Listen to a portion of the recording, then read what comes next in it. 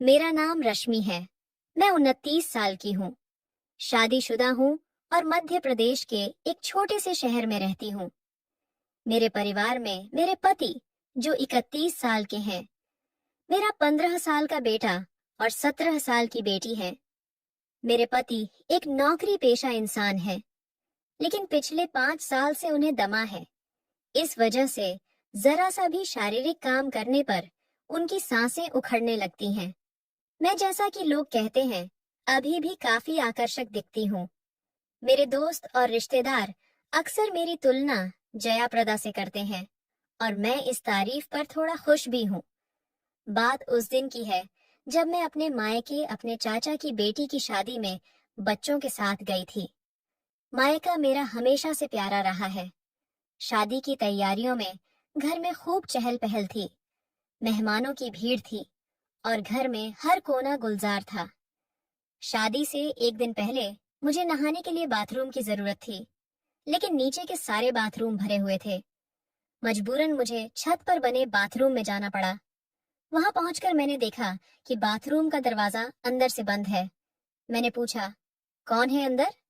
जवाब आया, दीदी मैं हूँ अजय। बस 2 मिनट। अजय मेरा चचेरा भाई है, मेरे चाचा का बेटा, 25 साल का जवान लड़का जो नौकरी करता है। कुछ देर बाद अजय ने दरवाजा खोला। वो तौलिया लपेटे हुए था और उसके कपड़े उसके हाथ में थे। जैसे ही वह बाहर निकला, उसका पैर फिसला और वह धड़ाम से गिर पड़ा। गिरते ही उसका तौलिया ऊपर उठ गया। मैंने एक पल के लिए कुछ ऐसा देख लिया जो मेरे दिमाग में अटक गया। मैं जल्दी से नहाने के लिए बाथरूम में घुस गई, लेकिन मेरा मन उथल पुथल में था। नहाकर बाहर आई तो मैंने अजय को नीचे देखा। वह बिल्कुल सामान्य व्यवहार कर रहा था, जैसे कुछ हुआ ही न हो। लेकिन मेरे मन में कुछ बदल चुका था। मैं बार बार अजय के पास जाने की कोशिश करने लगी। उसका ध्यान अपनी ओर खींचने के लिए मैं उसके आसपास रहती, उसे छूने का बहाना ढूंढती। लेकिन अजय को शायद कुछ समझ ही नहीं आया। उसकी सादगी और अनजान मुझे और बेचैन कर रहा था। मैं उस पल को भूल नहीं पा रही थी। शादी बड़े धूमधाम से हो गई। 2 दिन बाद घर के बड़े लोग चाचा की बेटी को पहली बार उसकी ससुराल छोड़ने गए। घर में अब कुछ मेहमान, महिलाएं, मेरे बच्चे और अजय ही बचे थे।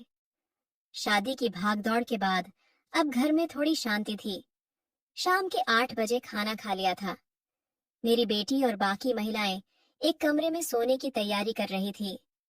मुझे और मेरी बेटी को भी उसी कमरे में सोना था। मेरा बेटा दूसरे कमरे में पलंग पर लेटा टीवी देख रहा था।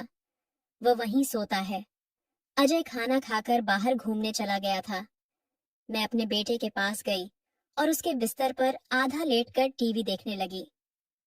रात के 9 बजे अजय वापस आया। मुझे देखकर वह मुस्कुराया और बोला, क्या देख रही हो दीदी? मैंने कहा, कहानी घर घर की। तू भी देख ले। वो बोला, बस अभी आता हूँ दीदी, और अपने कमरे में कपड़े बदलने चला गया। कुछ देर बाद वह वापस आया और मेरे बेटे के बगल में लेटकर टीवी देखने लगा। मेरे दिल की धड़कनें तेज हो गईं। अजय के पास होने से मेरे मन में एक अजीब सी हलचल होने लगी थी। रात के 10 बज रहे थे। मेरा बेटा बोला, मम्मी ये लाइट बंद कर दो, मुझे नींद आ रही है। तुम्हारा ये सास बहू का ड्रामा बहुत देर तक चलेगा। मैं जानता हूँ तुम पूरा देखकर ही सोओगी। ये सुनकर मुझे हंसी आ गई और अजय भी हंसने लगा। उसने कहा, हाँ दीदी लाइट बंद कर दो, मेरी आंखें भी भारी हो रही हैं, मैं भी जल्दी सो जाऊंगा। मैंने कहा, ठीक है, और उठकर लाइट बंद कर दी। फिर उसी बिस्तर पर अपने बेटे के पास लेटकर टीवी देखने लगी। अब दीवार की तरफ अजय था, फिर मेरा बेटा और फिर मैं। कुछ देर बाद मेरा बेटा सो गया।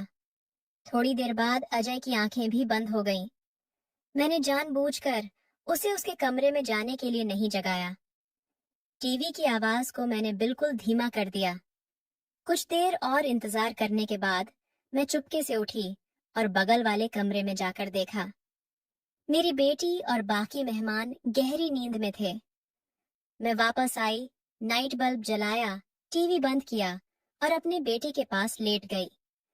करीब आधे घंटे तक इंतजार करने के बाद मैंने फिर से स्थिति का जायजा लिया। सब गहरी नींद में थे। अजय भी सो रहा था। मेरे मन में एक तूफान सा उठ रहा था। मैं अजय को देख रही थी और मेरे दिल की धड़कनें रुकने का नाम नहीं ले रही थीं। उस रात मेरे मन में क्या चल रहा था, ये शायद मैं खुद भी पूरी तरह नहीं समझ पा रही थी। लेकिन उस पल में मेरे अंदर की चाहत मुझे कुछ और ही सोचने पर मजबूर कर रही थी।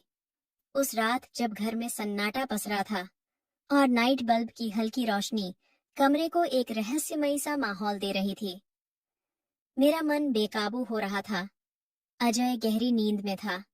उसकी सांसें एक समान चल रही थीं।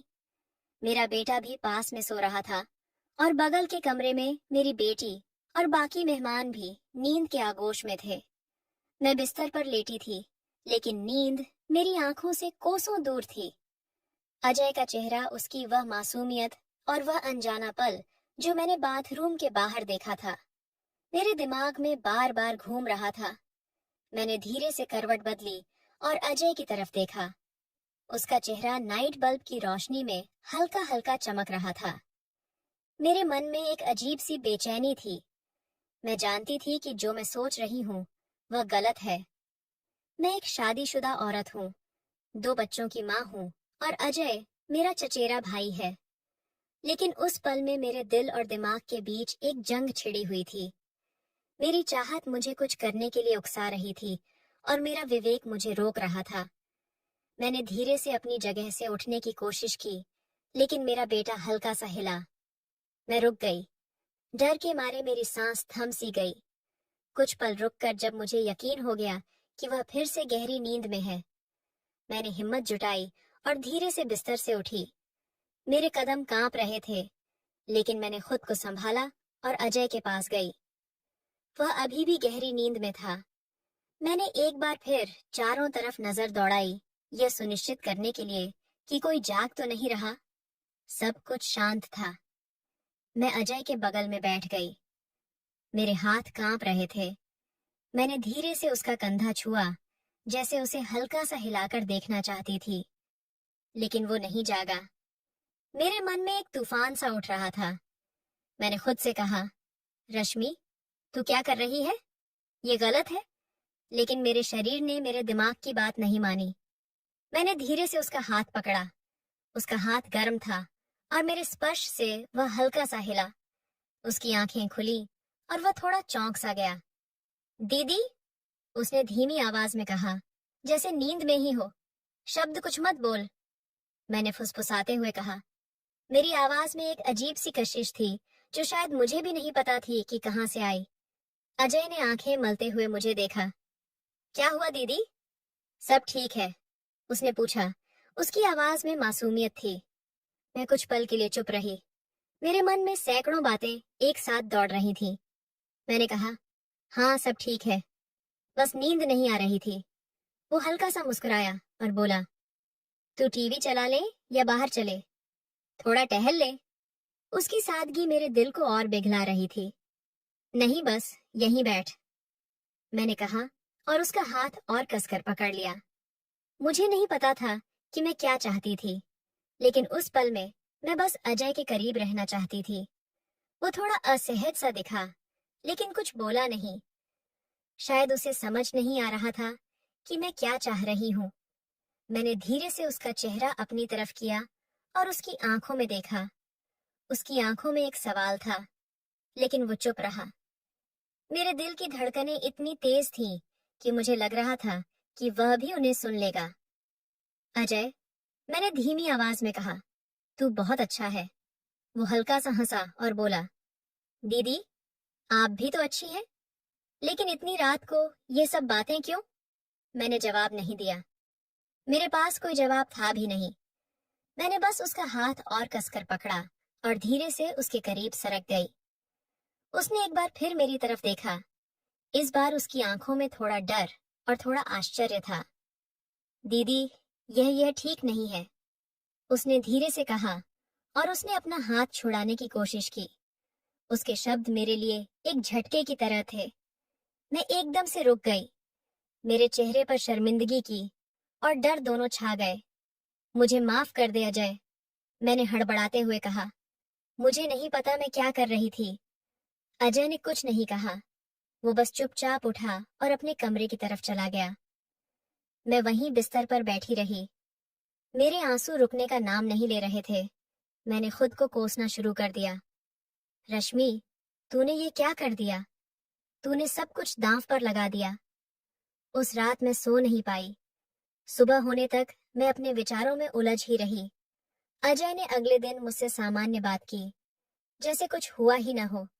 लेकिन मेरे मन में एक भारीपन था। मैं जानती थी कि मैंने एक गलती कर दी थी और अब मुझे उसका बोझ हमेशा ढोना पड़ेगा। दोस्तों, कैसी लगी आज की कहानी? कमेंट करके अपनी राय जरूर लिखें। नमस्कार, और हमारा चैनल को सब्सक्राइब करें। धन्यवाद दोस्तों।